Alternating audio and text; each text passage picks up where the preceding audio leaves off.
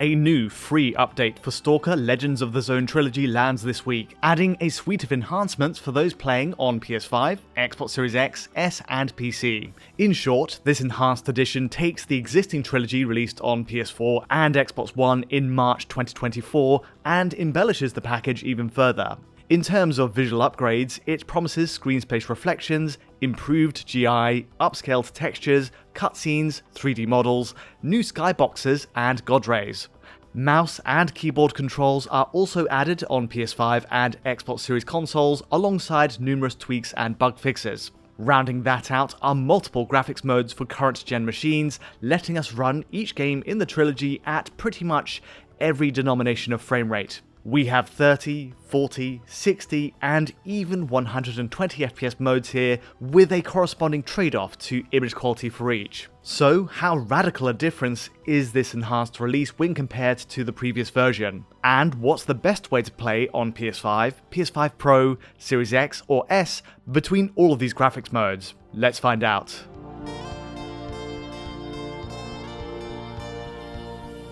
To this day, the original Stalker trilogy has a passionate cult following for a good reason.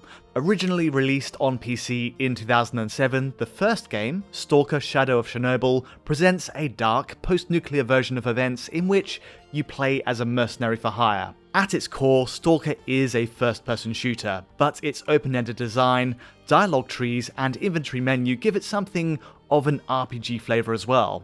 It's also brutally difficult, even on the lowest rookie setting, and that comes paired with an equally oppressive atmosphere.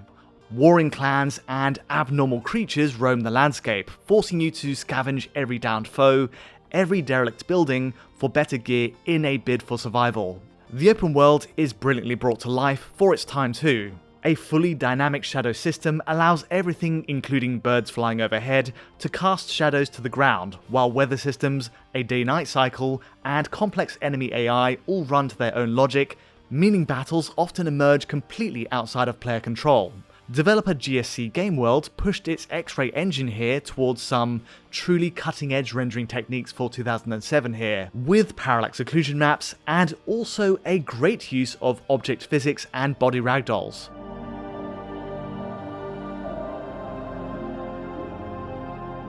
In terms of this enhanced release then, we're getting upgrades to all games in the Legends of the Zone trilogy, comprising of Stalker, Shadow of Chernobyl, the 2008 prequel, Clear Sky, and finally 2009's Call of Pripyat. Comparing the older PC version of the Stalker trilogy on left, with settings fully maxed out in the menus, against the new enhanced edition on right, running on a PS5 in this case, it's upgraded in many key areas. Firstly, you'll notice pre-rendered cutscenes now present with a higher bitrate 4K encode in each game. These appear to use AI upscaling to hit 4K, and while there are visible artifacts as a result of using a low-res base encode for this upscale, it's still a much needed improvement.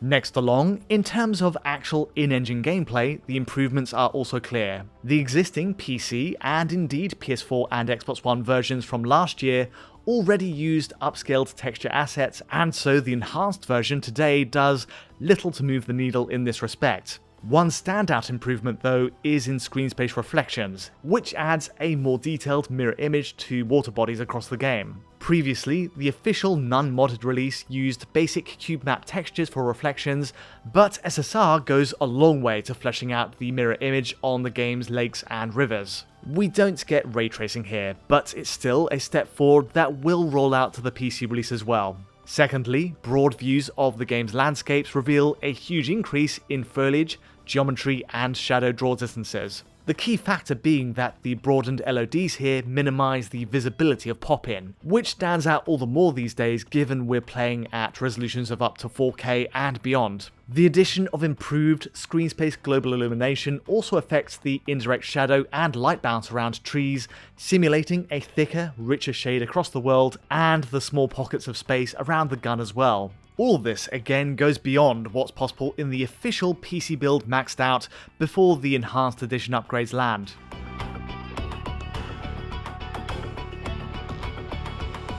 By far, the new SSR, GI, and boosted world draw are the most notable advantages, but several other points stick out.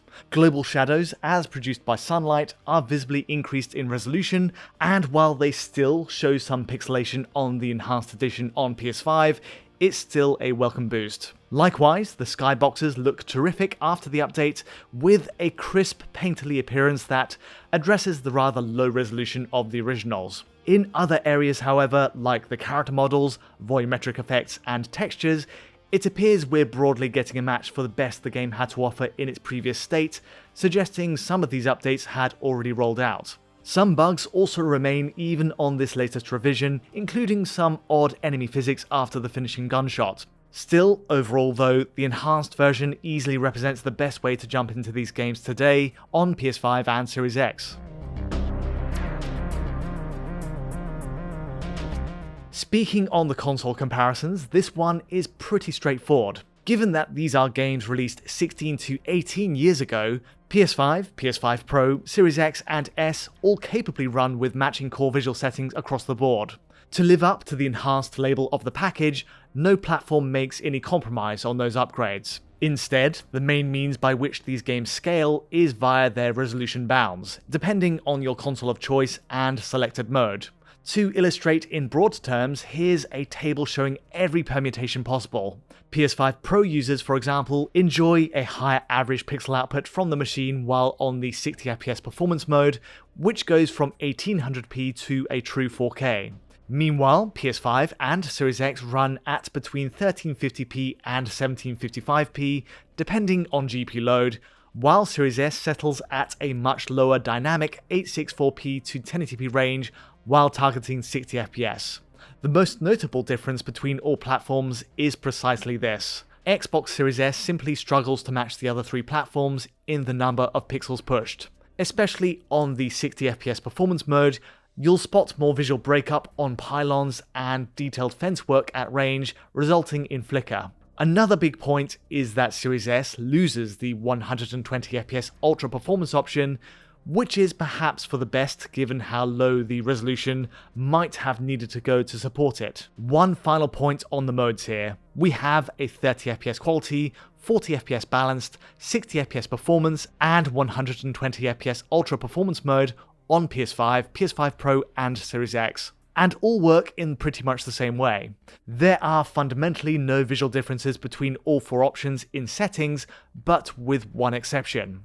On the Ultra Performance mode, to hit 120fps, a few extra cutbacks are needed on top of the lowered resolution. Notably, we lose SSR altogether on water, and likewise, shadow quality is lowered a setting, resulting in softer, more pixelated shadow outlines. Finally, you'll also notice shadow draw distances across the landscape are cut back as well.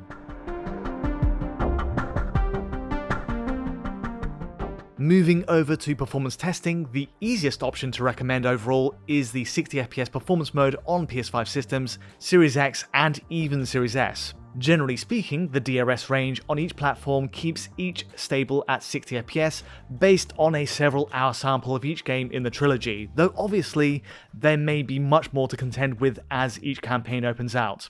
Based on these early hours though, the prospects for this mode look good, and even Series S holds firm at the 60fps target. That being said, it's not 100% blemish free, and passages of play are occasionally interrupted with odd, single-frame dips, while traversal hitches below 90 milliseconds are possible at points too. In the very worst case on record so far, I've even had continuous drops into the mid-50s during Call of Pripyat, the third game, while putting gunfire effects in full screen view on base PS5. In other words, each console trends heavily towards 60fps, but there are single frame blips, spikes, and rare moments with drops, the majority of which are at least easily cleaned up with VRR technology. A far less compelling alternative is the 30fps quality mode. On PS5, PS5 Pro, and Series X, this mode typically renders at a native 4K and a native 1440p on Series S, but the cost in performance is too dear to justify. In my view, playing such a quick, reactive shooter at 30fps makes no sense, especially given that better options are readily available. Making matters worse is that this 30fps line is unevenly frame paced on all systems, adding extra judder as you pan the camera. For any combat, the feeling of play in motion truly suffers as a result.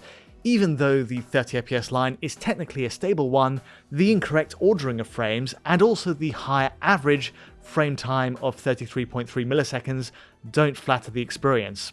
On a similar note, there is a 40 FPS balanced mode as well, which unlocks if you have a 120Hz display connected. On paper, this is a great option to have. It offers the very same high resolution targets as the 30 FPS mode, but sadly, also falls prey to uneven frame pacing on PS5 systems. The added judder incurred by that uneven frame pacing again makes it hard to recommend on PlayStation. That being said, the frequency of frame pacing issues is greatly minimized on this mode on Series X by comparison. In my testing, and for reasons unknown, the issue is practically eradicated at 40 FPS, where we do get an even cadence of unique and duplicate frames, and so for Xbox owners, this mode is much easier to recommend.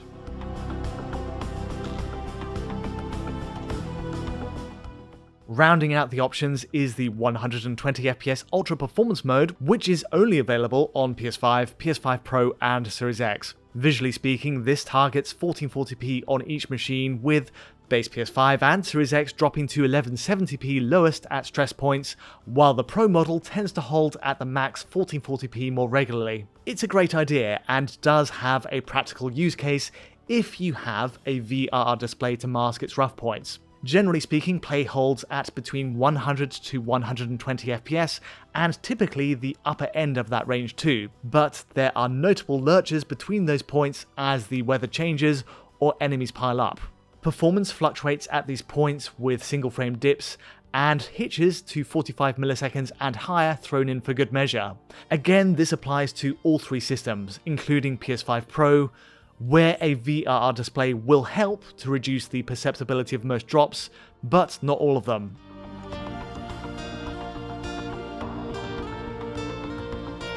The enhanced edition of the Stalker Trilogy spruces up three PC classics for the modern day to mostly successful results. PS5, Series X and S each get some much needed visual tweaks and new modes into the bargain, making it the definitive way to play today. The only outstanding criticism is on performance. The 60 and 120 FPS modes have a few rough points even on today's best consoles, while the 30 FPS quality and 40 FPS balanced modes run with uneven frame pacing, curiously excluding Series X there.